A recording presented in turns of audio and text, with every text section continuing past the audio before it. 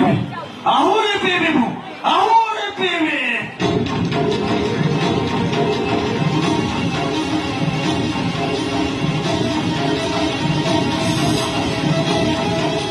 ମୁଁ ମରିଗଲେ ସମସ୍ତେ କହିବେ ପିଇ ପିଇ ମରିଗଲା।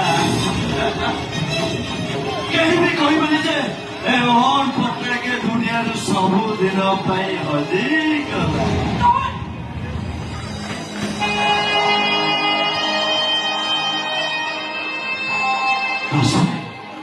ରଶ୍ମି ତମେ ଆସିଛ ରଶ୍ମି।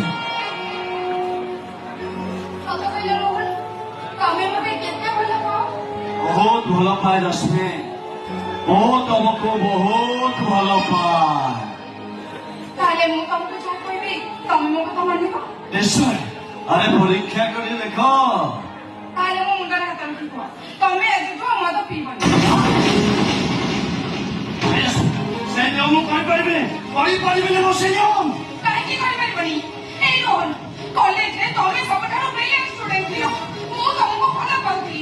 ହେଲେ ଆଜି ତମେ ମଦ ପିଇବି ନିଜ କ୍ୟାରିୟରକୁ ନଷ୍ଟ କରିଦେଇଛ।